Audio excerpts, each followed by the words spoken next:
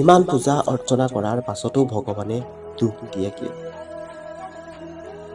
জীৱনত কেতিয়াবা এনে সময় আহে যেতিয়া আমি ভাবোঁ যে মই ইমান পূজা কৰোঁ, নাম জপ কৰোঁ, সৎ কৰ্ম কৰোঁ, তথাপিও মোকেই কিয় দুখ দিয়ে ভগৱানে?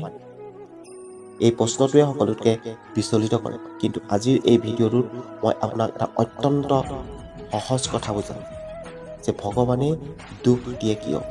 এয়া দুখ নহয়, এয়া দুখ মানে হৈছে ভগৱানৰ এটা গুপ্ত সংকেত।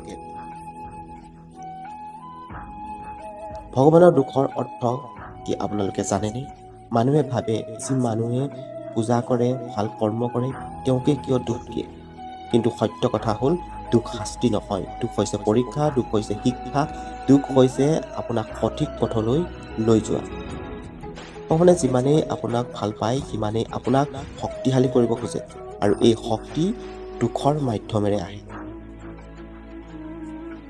ঈশ্বৰৰ তিনিটা গুপ্ত বাণী আপুনি সদায় মনত ৰাখিব। যেতিয়া ঈশ্বৰে আপোনাৰ জীৱনত দুখ দিয়ে তেতিয়া এই তিনিটা কথা আপোনালোকে মনত ৰাখিব লাগিব। প্ৰথমটো হৈছে এই পথটো ঠিক নহয়, এই পথটো আপোনাৰ বাবে উপযুক্ত নহয়, আপোনাৰ বাবে ভাল নহয়। কেতিয়াবা আমি কিছুমান ভুল ৰাস্তাত যাব লগা হয় বা ভুল ৰাস্তাত যাওঁ।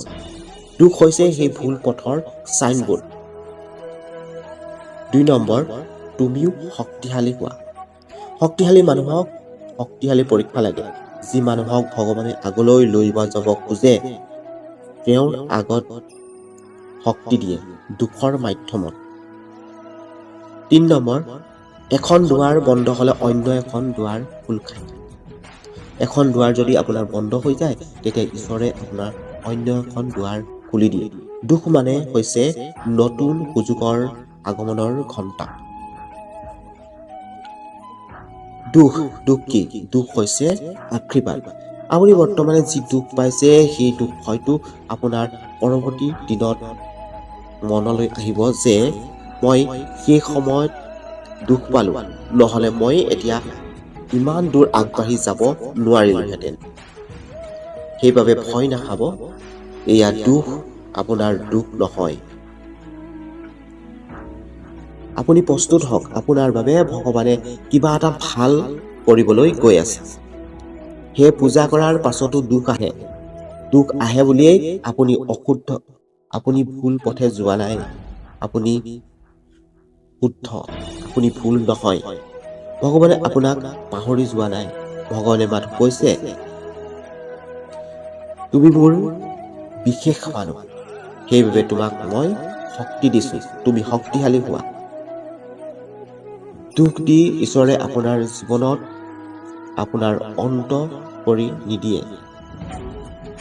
এয়া হৈছে আপোনাৰ জীৱনৰ নতুন আৰম্ভণি। এই ভিডিঅ'টো যদি আপোনাৰ ভাল লাগিছে বা ভিডিঅ'টোৰ মাধ্যমেৰে আপুনি কিবা এটা জানিব পাৰিলে তেতিয়াহ'লে কমেণ্ট কৰিব। আপোনাৰ জীৱনত দুখ আহিছেনে কমেণ্টত লিখিব। মই আপোনাৰ পৰৱৰ্তী ভিডিঅ' প্ৰস্তুত কৰিম। আৰু চেনেলটো যদি এতিয়ালৈকে ছাবস্ক্ৰাইব কৰা নাই তেতিয়াহ'লে চেনেলটো ছাবস্ক্ৰাইব কৰি লৈ কাষত থকা নটিফিকেশ্যন বেলটো দবাই অল কৰি ল'ব। ধন্যবাদ।